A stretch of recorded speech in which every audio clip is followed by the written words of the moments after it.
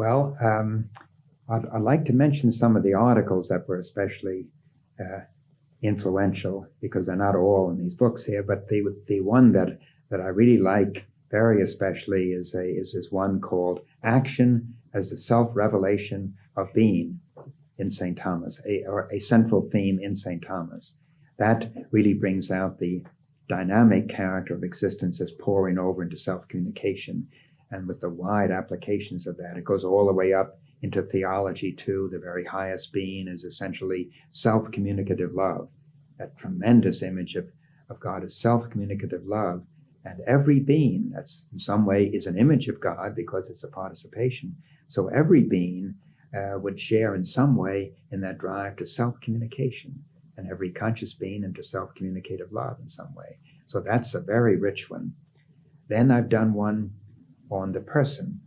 To be is to be self-communicative, St. Thomas's vision of personal being, where I bring out the three aspects of to be a person: to be self-possessing in the order of knowing oneself, self-awareness in depth.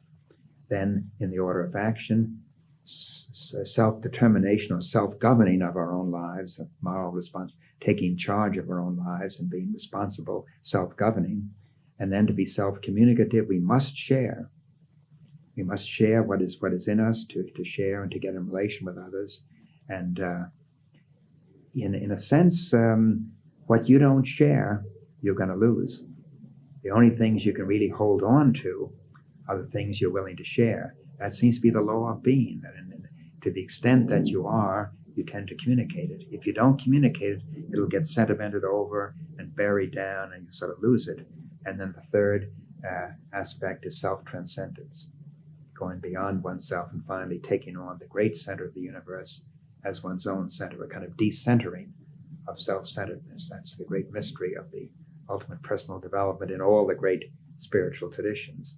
So that's one that I like because it goes right into the applications to the person of the dynamism of existence. That to be a person, you must communicate and share with others. Otherwise, you're not. That's the law of being, of every being. And we have to. You can violate the laws of traffic laws. You can't violate the laws of being without getting sort of crushed yourself. So those two, action, and then how that applies to the person, the dynamic, interrelated notion of person, and everything as an image of God, who is essentially self-communicative love. That's the nature of God, inside of God in the three persons, and then giving to the universe. So those are two very central things that gets from metaphysics of being in general down to the person. So that's a very central kind of that. And that particular one opens out to all the contemporary contributions of the personalists, the existential personalists, Martin Buber and all those people, the I, thou, intersubjectivity.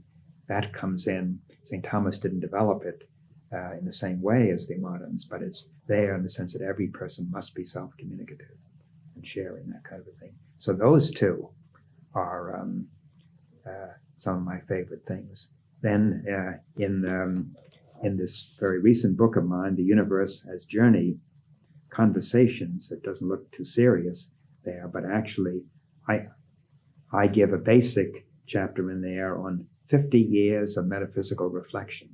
The Universe as Journey, my 50 years of thinking over metaphysics. And in there, I develop as the great unifying symbol, the universe as journey, the many all creation coming out of God, sort of the way out, the road out, the exodus, so to speak, and then the road back, all the universe being pulled back to God through the pull of the good, and that's the way home. So there's the leaving home and the returning home. That theme of journey is one of the great archetypal images, as you know, in all of literature and all back through history, the journey. Jung says it's the fundamental archetype of the psychic thing. We have to leave home, find our own identity, leave the parents, find your own identity. But then when you reach middle life, you have to return again, back home again, back to your sources. So that's a great image that I develop in that book. And then three other professors give their own papers discussing partly my thought and their objections maybe, and so on like that. But there's another one that I've done. This is my book on the philosophy of God, and in here I develop first the great unrestricted dynamism of the human spirit towards God, the first chapter. The second chapter, the ascent of the mind to God in St. Thomas through finitude and participation. And the third chapter is something that's been a fairly important part of my metaphysical life, a dialogue with the contemporary process, philosophers and theologians, which is quite different from St. Thomas. And they're against an immutable God. They said that's a God uninvolved. So I try to show how Thomism could adapt to take in the best of their insights without losing a great deal of what I think they lose in their process, because the process God is not really the creator and the source of being. So that dialogue with the process people is the third. And many of them have said that it's the most serious dialogue of the Thomist with the process movement. So those are things I've been interested in.